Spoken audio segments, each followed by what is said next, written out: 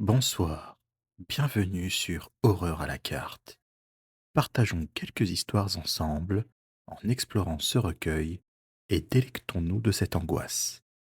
Si ce n'est pas encore fait, je vous invite à rejoindre la communauté en vous abonnant et en activant les notifications.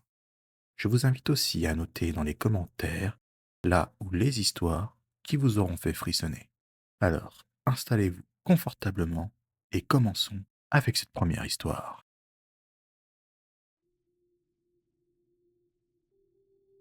La Cabache. Je m'appelle Nassim, j'ai 17 ans et je rentre chez moi après un week-end chez des potes. La nuit est déjà tombée et les ruelles de la Cabache, d'habitude blindées de monde, sont désertes. Il n'y a que les chats errants et les rats qui osent s'aventurer dans ce labyrinthe de rues. Je traîne des pieds, la tête baissée, plongé dans mon téléphone. Surpris par un silence soudain, je lève la tête et je me rends compte qu'il n'y a plus une lumière. La Cabache est plongée dans une obscurité totale. Ça me fout la trouille. Je serre mon téléphone contre moi, comme s'il pouvait me protéger du danger.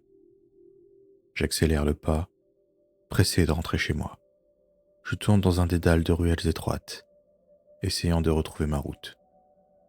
Mais les ruelles semblent toutes identiques, comme si la Cabache se jouait de moi.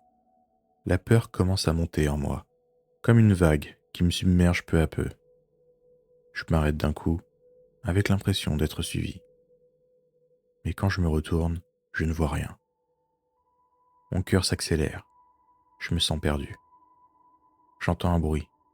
Je me retourne, flippé. Là, je vois une ombre dans l'obscurité.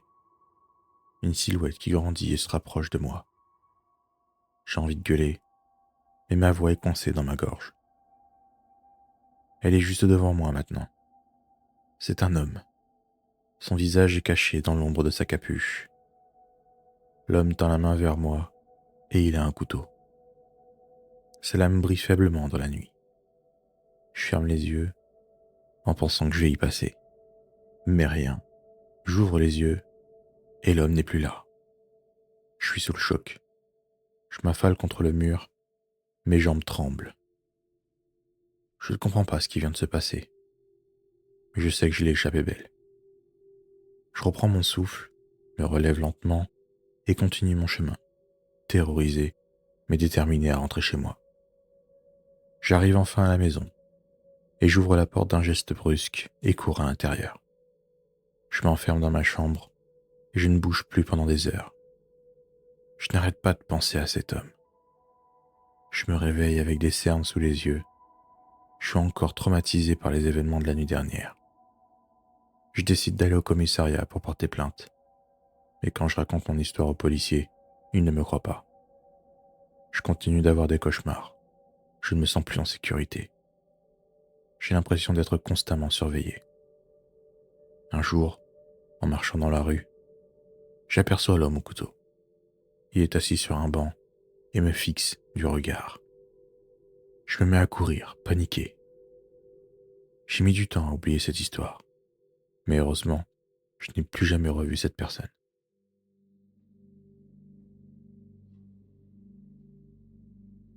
La porte verrouillée. Je m'appelle Sergio, j'ai 27 ans et je vis à Buenos Aires, en Argentine. Je suis un type normal, et je n'ai jamais cru aux légendes urbaines, jusqu'à ce que je vive la mienne. C'est une nuit d'été étouffante, et je rentre chez moi après une longue journée de travail. Mon appartement se trouve dans un vieux bâtiment au couloir sombre, dans le centre-ville. En ouvrant la porte de mon appartement, je remarque quelque chose d'étrange. Une porte au fond du couloir. Je ne l'avais jamais vue auparavant. Elle est là, robuste, en bois massif, avec un gros cadenas rouillé.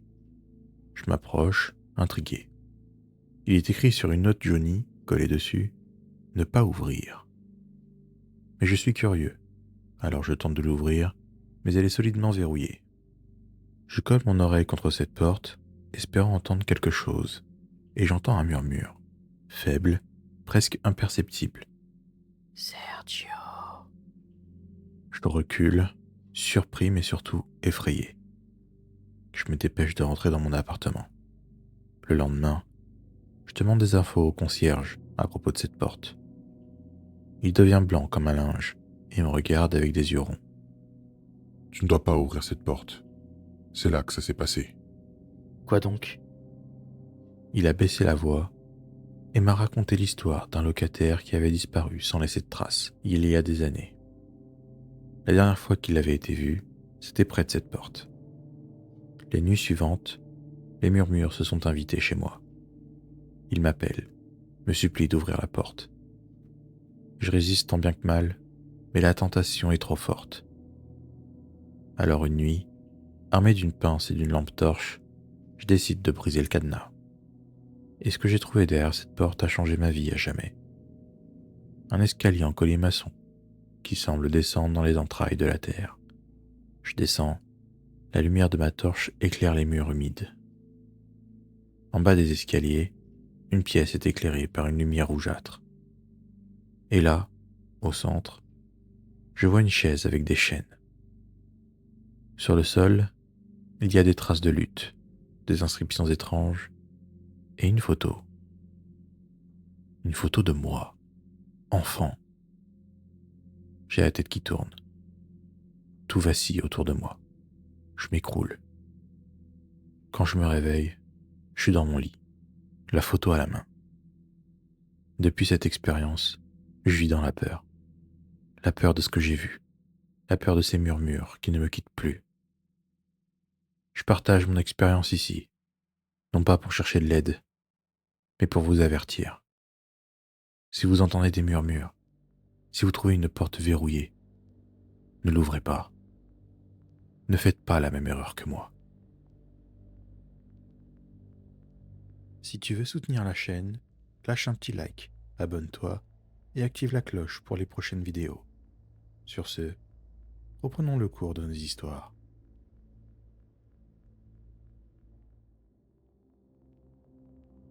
La tournée macabre. Moi, c'est Jessica. J'ai 22 ans et je vis à Florence, en Italie. La ville des amoureux, des monuments historiques et des secrets macabres. Je suis étudiante en art, passionnée par les mystères et les légendes qui hantent la ville.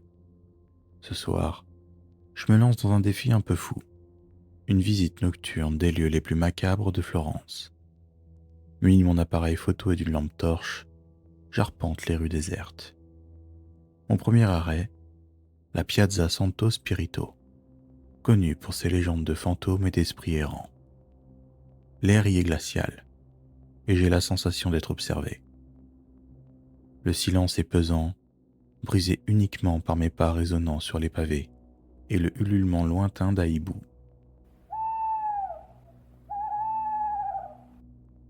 Je me dirige ensuite vers le Palazzo Vecchio, où l'on raconte que le fantôme de Bianca de Médicis hante toujours les couloirs. En franchissant le portail, je ressens une vague de terreur inexplicable. Je monte les escaliers un à un, mon cœur tambourinant dans ma poitrine. J'arrive au dernier étage. Je me retrouve dans une pièce sombre et poussiéreuse. Soudain, j'entends un murmure glaçant.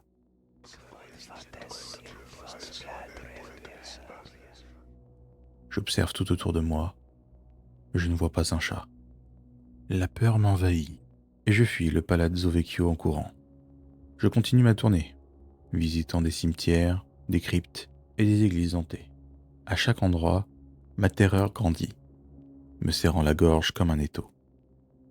Vers minuit, je me retrouve sur le Ponte Vecchio, le célèbre pont aux bijoutiers.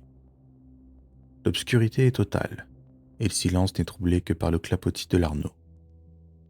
Soudain, j'aperçois une silhouette sombre sur le pont. La silhouette s'approche de moi, et je peux distinguer un visage effrayant, pâle et décharné. C'est une femme, vêtue d'une robe noire en lambeaux. Ses yeux vides me fixent.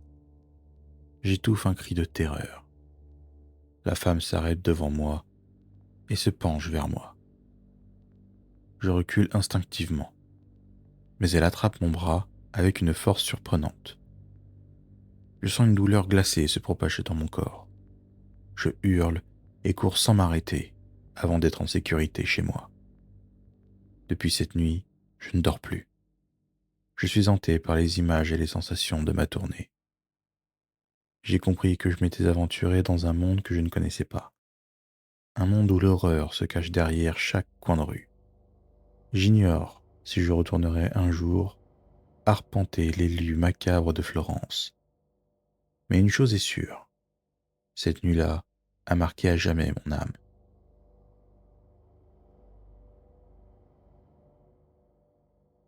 Le suiveur de Cracovie. Moi, c'est Katrina, j'ai 17 ans et je vis à Cracovie. Ce soir, je ne suis pas d'humeur à flâner. Je rentre chez moi après un cours de piano qui s'est éternisé. La nuit tombe vite en Pologne et j'ai horreur de prendre le tram seul le soir. Les touristes affluent encore sur la place du marché, admirant les façades gothiques et les tours dressées vers le ciel. Je vais à la station de tram la plus proche de mon lycée. L'air est froid et humide. Il n'y a que quelques personnes qui se pressent vers l'arrêt. Le tram arrive enfin. Ses portes s'ouvrent dans un grincement sinistre. Je monte dans une rame vide et me colle à la vitre, observant les stations défiler les unes après les autres. On n'entend que le grondement du tram.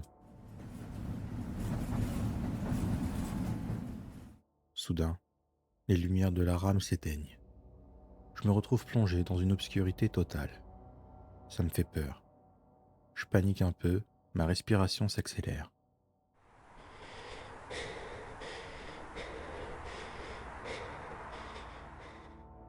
J'entends des bruits étranges, des chuchotements, des rires étouffés, des pas furtifs. J'ai l'impression d'être entouré de présences invisibles. La terreur me prend aux tripes. Je ne peux pas fuir. Les portes du tram sont fermées. Après un petit moment plongé dans le noir, une lueur apparaît au bout de la rame. Elle se dirige dans ma direction, lentement.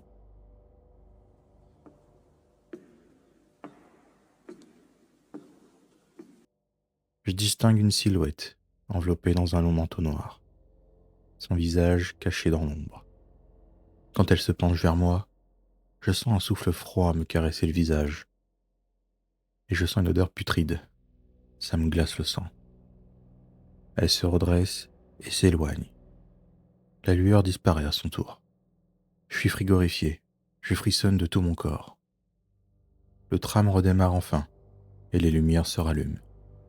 Arrivé à mon arrêt, je me précipite vers la porte et sors en courant, sans même regarder derrière moi. Dès que je rentre, je n'ai pas faim. Alors je file dans ma chambre et me recroqueville sous ma couette. Je suis incapable de dormir. Les images de la silhouette noire, la lueur, l'odeur putride. Je ne peux m'empêcher d'y penser. N'arrivant pas à trouver le sommeil, je me mets à la fenêtre et regarde la ville de nuit.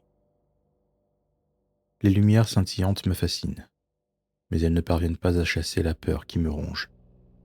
Je me recouche, mais le sommeil ne vient pas. Je tourne et retourne dans mon lit, obsédé par l'idée de retourner dans ce tram. J'y suis bien obligé pour aller au lycée et pour rentrer. Mais ça me terrifie. Je finis par m'endormir d'épuisement. Mon sommeil est agité, peuplé de cauchemars terrifiants. Le lendemain matin, je suis épuisé, mais je me prépare pour aller au lycée. Je me force à manger, même si je n'ai pas faim. Je quitte la maison et me dirige vers la station. Je marche d'un pas pressé, essayant de ne pas y penser. Le tram arrive quelques minutes plus tard. Je monte, la rame est bondée. Je suis soulagé de ne pas être seul. Je m'assois à une place libre et observe les gens autour de moi. Ils semblent tous si normaux, si paisibles. J'ai l'impression de vivre dans un autre monde. Un monde où l'horreur se cache dans les ténèbres. Arrivé au lycée, je respire un grand coup d'air frais, soulagé d'avoir échappé à un autre voyage cauchemardesque. La journée se déroule sans problème. Je me concentre uniquement sur mes cours, mais dès que la sonnerie retentit, j'appréhende directement. Je suis encore plus terrifié qu'hier. Je sais que la silhouette noire pourrait être là, à m'attendre. Je prends à nouveau le tram, les gens descendent et montent. Moi, je reste assise à ma place, observant les nouveaux arrivants. Soudain, je la vois, la silhouette noire, enveloppée dans son long manteau. Elle se dirige vers moi. Je me lève et je cours vers la porte. J'arrive à temps et je sors de la rame juste avant que les portes ne se referment. Je me précipite dans le café juste en face et me cache. Je suis en sécurité, pour le moment. Mais je sais que la silhouette noire est toujours là, quelque part dans les ténèbres. Elle me surveille. Je ne sais pas quand elle frappera, ni comment, mais je sais qu'elle le fera.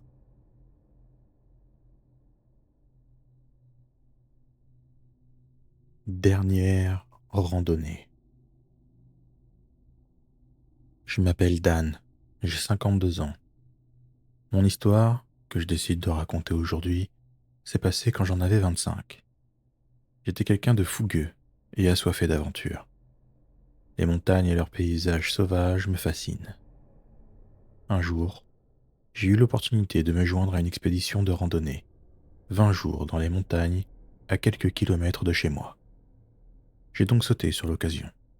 Je me retrouve donc dans un groupe de 7 personnes, un couple, Sally et John, et 4 autres hommes, tous friands de nature extrême, unis par la passion du défi. Notre chef, Stephen, le randonneur le plus expérimenté, nous guide avec assurance. On est tous confiants, prêts à affronter la rigueur de l'hiver. On installe notre camp. La soirée est glaciale. Le vent hurle et la neige tombe sans relâche. Dans la nuit, une tempête de neige furieuse nous contraint à lever le camp en catastrophe. On décide de descendre vers la vallée par une crête escarpée, espérant trouver refuge dans la forêt. Mais la tempête fait rage et la visibilité est nulle. On avance à tâtons, luttant contre le froid et la fatigue. On est tous gelés. Après des heures de marche épuisante, on trouve enfin un endroit plat pour installer notre camp de fortune. Mais la nuit est courte et glaciale.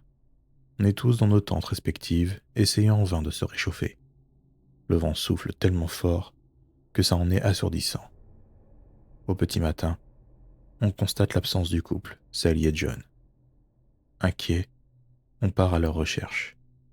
Mais la tempête avait déjà effacé leurs traces. Après une journée de recherche infructueuse, on rentre au camp, tenaillé par l'angoisse. Les jours suivants, la tempête finit par se calmer. Et on retrouve leur tente, déchirée de l'intérieur, et leurs corps gisent sans vie, en sous-vêtements et complètement gelés. On est traumatisé par cette découverte. La nuit passe difficilement. Je suis hanté par l'image de ce pauvre couple. Mais en me réveillant, je sors de ma tente et découvre qu'il n'y a plus personne. Même pas les tentes. Paniqué, j'hurle leurs prénoms et cours partout. En m'éloignant un peu plus de ma tente, je trouve quelques mètres plus bas, leurs corps également gelés et vêtus de manière inappropriée. Leurs visages sont contorsionnés par la douleur et la terreur, leurs yeux grands ouverts, comme s'ils avaient été témoins de l'horreur absolue. Certains présentent des blessures mortelles, comme des fractures multiples et des lésions internes. Mais la cause de leur mort reste un mystère. Les blessures que certains corps présentent n'ont pas pu être causées par la main d'un homme, aussi fort qu'il puisse être. L'enquête officielle conclut à une force inconnue, mais cette conclusion ne fait qu'alimenter les théories. Certains évoquent une attaque d'animaux sauvages, d'autres une rencontre avec des extraterrestres ou des forces surnaturelles. Depuis ce jour, cet endroit est pour moi un lieu maudit, hanté par les fantômes des randonneurs disparus. Aujourd'hui, alors que je me remémore cette tragédie, je ne peux m'empêcher de frissonner. Ce malheur reste un mystère insondable, un rappel des dangers cachés dans les profondeurs de la nature sauvage. Ce moment, qui devait être un instant de pur bonheur, s'est transformé en cauchemar. Je ne sais toujours pas pourquoi j'ai été épargné, et j'ai mis beaucoup de temps à me remettre de cette histoire. Mais aujourd'hui, je me sens investi d'une mission, celle de vivre, pour moi, mais aussi pour eux. Si ces histoires vous ont fait frissonner, n'hésitez pas à liker, à vous abonner et à activer les notifications pour les prochains épisodes. Un serveur Discord et une chaîne TikTok sont également disponibles, dont les liens se trouvent en description. Prenez soin de vous et à bientôt. j'espère.